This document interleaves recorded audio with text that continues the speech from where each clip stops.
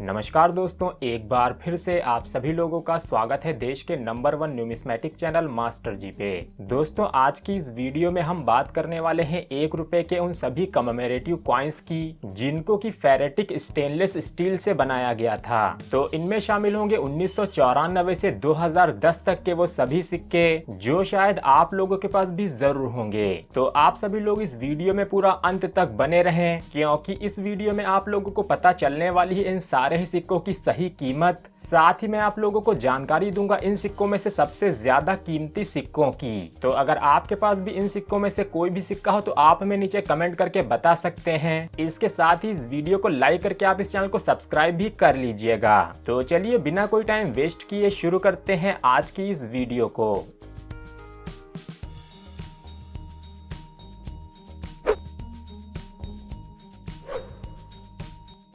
तो दोस्तों, यहाँ पर मैं आप लोगों को बताना चाहूंगा कि 1 रुपए के इस तरह के फेरेटिक स्टेनलेस स्टील के सिर्फ 9 ही कमेमोरेटिव कॉइन्स जारी किए गए थे। और सबसे पहले मैं आप लोगों को बताना चाहूंगा इन सभी सिक्कों की कॉमन बातें। ये सारे सिक्के बने हुए हैं FFS यानी कि फेरेटिक स्टेनलेस स्टील से।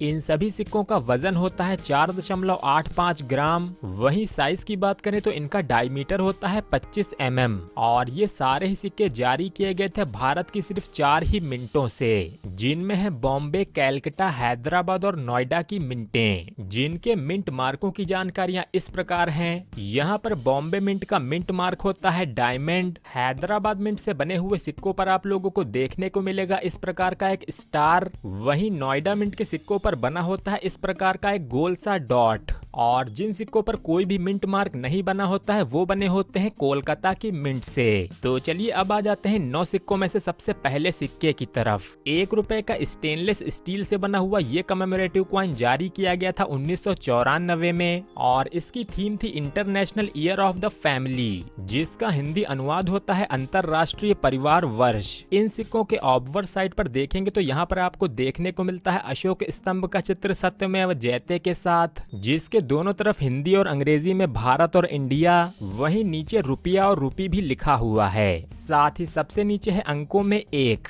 इसके अलावा इसके रिवर्स साइड की बात करें तो यहाँ पर आप लोगों को बीच में देखने को मिलता है एक चित्र, जहाँ पर एक परिवार को दर्शाया गया है। और इसके एक तरफ देवनागरी लिपि में अंतरराष्ट्रीय परिवार वर्ष, वहीं अंग्रेजी में भी international year of the family लिखा गया है। साथ ही नीचे की तरफ है इसका मिंटिंग ईयर 1994 और उसके नीचे है इसका मिंट मार्क। तो ये सिक्के बनाए गए थे भारत के सिर्फ 2 मिंटों से, जिनमें थी बॉम्बे और नोएडा की मिंटें। जहाँ पर बॉम्बे मिंट के सिक्के आते हैं स्केयर की कैटेगरी में। इन सिक्कों की कीमत फाइन कंडीशन में शुरू होती है तकरीबन 10 रुपए से, जो कि UNC कंडीशन में जा सकती है तकरीबन 100 रुपए तक। लेकिन वहीं अगर आपको मिल जाता है इसी तरह का नोएडा मिंट का सिक्का तो वो सिक्का आता है रेयर की कैटेगरी में। नोएडा मिंट के इस तरह के सिक्कों की कीमत फाइन कंडीशन में शुरू होती है तकरीबन 100 रुपए से, जो कि UNC कंडीशन में जा सकती है तकरीबन 1000 रुपए तक। अगले सिक्के की बात करें तो इस सिक्के की थीम है 8th वर्ल्ड तमिल कॉन्फ्रेंस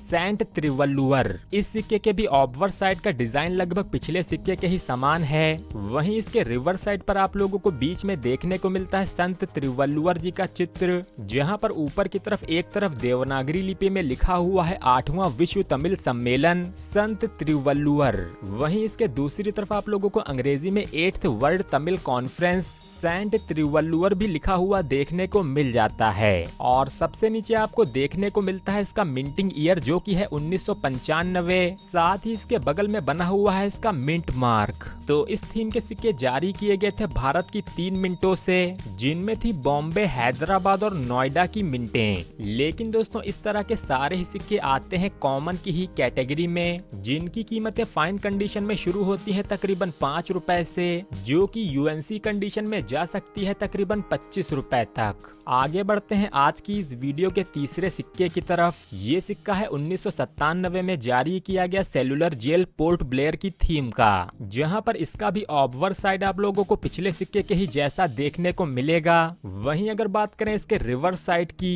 तो यहाँ पर बीच में बना हुआ है पोर्ट ब्लेयर में स्थित सेलुलर जेल और इसके एक तरफ देवनागरी लिपि में लिखा भी हुआ हुआ है सेलुलर जेल पोर्ट ब्लेयर, दूसरी तरफ है अंग्रेजी में भी सेलुलर जेल पोर्ट ब्लेयर। साथ ही नीचे है इसका मिंटिंग ईयर 1997, जिसके नीचे बना हुआ है इसका मिंट मार्क। तो ये आज की इस वीडियो का इकलौता सिक्का है जिसको कि भारत की चारों मिंटों से ही जारी किया गया था, यानी कि ये सिक्के बने थे बॉम्बे, कैलकाटा, हैदराबाद और नोएडा की मिंटों से। हालांकि इनमें से सिर्फ नोएडा मिंट का सिक्का ही आता है स्क्वायर की कैटेगरी में, जिसकी कीमत चल रही है तकरीबन 10 रुपए से लेके 50 रुपए के बीच में। वहीं यहाँ पर बाकी के तीनों मिंटों के सिक्के आते हैं कॉमन की ही कैटेगरी में। उन सभी सिक्कों की कीमतें चल रही हैं 5 रुपए से 25 रुपए के बीच में। अगला जो सिक्का यहाँ पर है वो है 1999 में जारी हुआ संत ज्ञानेश्वर जी की थीम का ये सिक्का।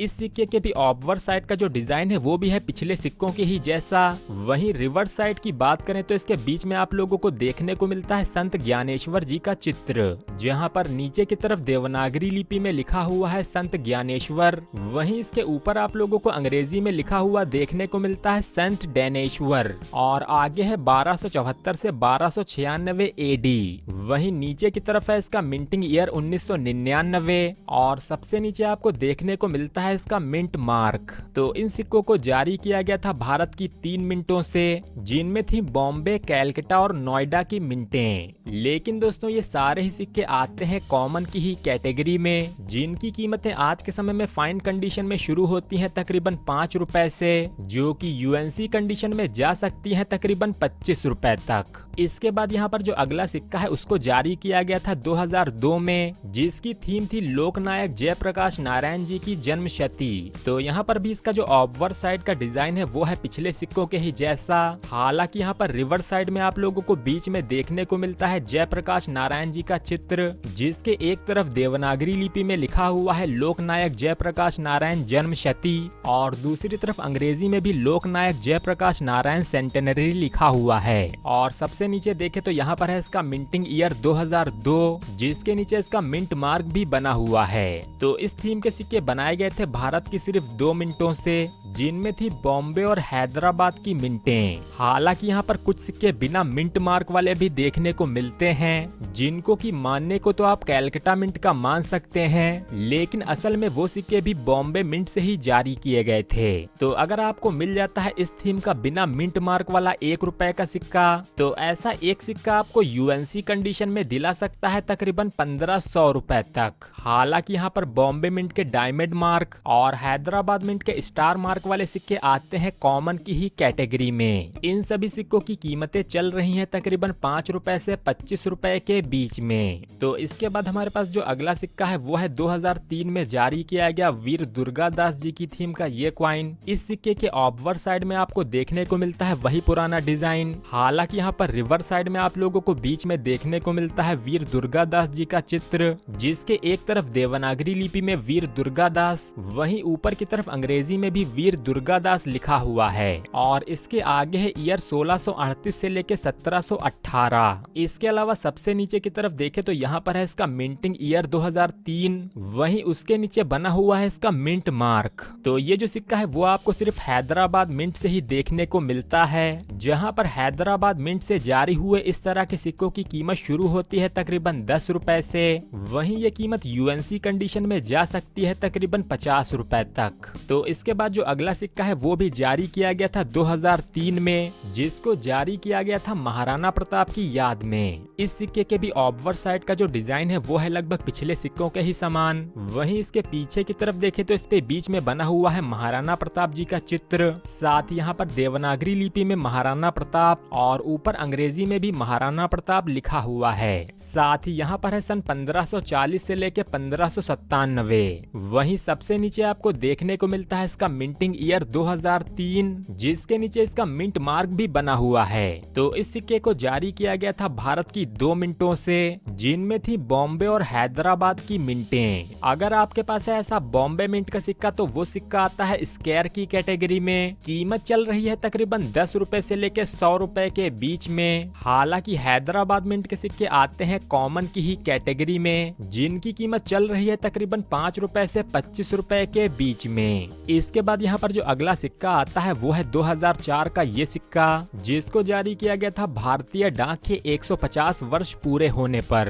तो इस सिक्के के ऑब्वर्ड साइड साइड की बात करें तो इसका भी डिजाइन है पिछले सिक्कों के ही जैसा। वहीं रिवर्स साइड पर आपको देखने को मिलता है भारतीय डाक का लोगो, जिसके बीच में अंकों में 150 और नीचे वर्ष और ईयर्स लिखा हुआ है। साथ ही इसके साइड में लिखा हुआ है भारतीय डाक और इंडिया पोस्ट। और सबसे नीचे है यहाँ पर इसका मिंटिंग ईयर जो कि है 2004। वहीं ये सिक्का सिर्फ और सिर्फ कैलकटा की मिंट से ही जारी किया गया था, इसलिए आपको इस सिक्के पर कोई भी मिंट मार्क देखने को नहीं मिलेगा। तो अगर बात करें कैलकटा मिंट के इस 1 रुपए के सिक्के की कीमत की, तो ये सिक्का भी आता है स्क्वायर की कैटेगरी में। कीमत फाइन कंडीशन में शुरू होती है तकरीबन 10 रुपए से, जो कि यूएनसी कंडीशन में जा सकती है तकरीबन 50 रुपए तक। इसके बाद यहाँ पर जो आखिरी सिक्का है वो जारी किया गया था 2010 में भारतीय रिजर्व बैंक की प्लेटिनम जुबली के अवसर पर। इस सिक्के का जो ऑब्वर साइड है वो पिछले सिक्कों से थोड़ा सा अलग है। यहाँ पर आपको जो नीचे अंकों में 1 लिखा हुआ देखने को मिल रहा है, उसका फॉन्ट पिछले सिक्कों से थोड़ा सा अलग है। हालांकि बाकी का डिजाइन फिर भी पिछले सिक्कों के ही जैसा है। और अगर बात करें इसके रिवर्स साइड की, तो यहाँ पर बीच में आपको देखने को मिलता है रिजर्व बैंक ऑफ इंडिया का लोगो, जिसके नीचे लिखा हुआ है प्लेटिनम जयंती और प्लेटिनम जुबली। और ऊपर की तरफ देवनागरी में भारतीय रिजर्व बैंक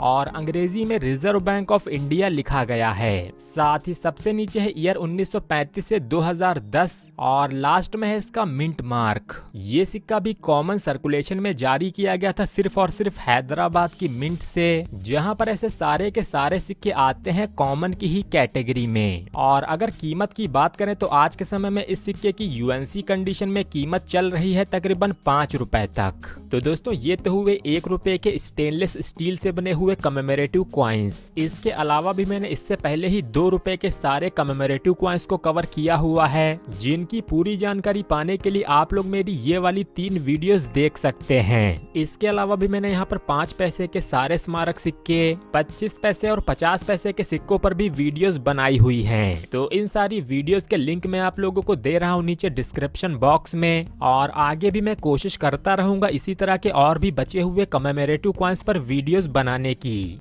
तो दोस्तों आशा करता हूं कि इस वीडियो को पूरा देख के आप लोगों को इन सभी सिक्कों की सही जानकारियां मिल गई होंगी। लेकिन अगर आपके मन में फिर भी कोई सवाल रह जाता है तो उस सवाल को आप नीचे कमेंट बॉक्स में जाकर हमसे #मास्टरजी लगाकर पूछ सकते हैं। मैं कोशिश करूंगा कि आपके उस सवाल को मैं अपनी अगली Q&A वीडियो में शामिल कर पाऊँ। तो आज की ये वीडियो अगर आपको पसंद आई हो तो आप इस वीडियो को लाइक और शेयर कर दीजिएगा। और आगे भी ऐसी ही वीडियोस को देखते रहने के लिए आप कर लीजिए हमारे चैनल को सब्सक्राइब, साथ ही दबा दीजिए उस घंटी के बटन को ऑल पे। तो मिलते हैं ऐसी ही किसी अगली इंटरेस्टिंग वीडियो में। और आज की इस वीडियो को पूरा अंत तक देखने के लिए आप सभी लोगों का बहुत बहुत धन्यवाद।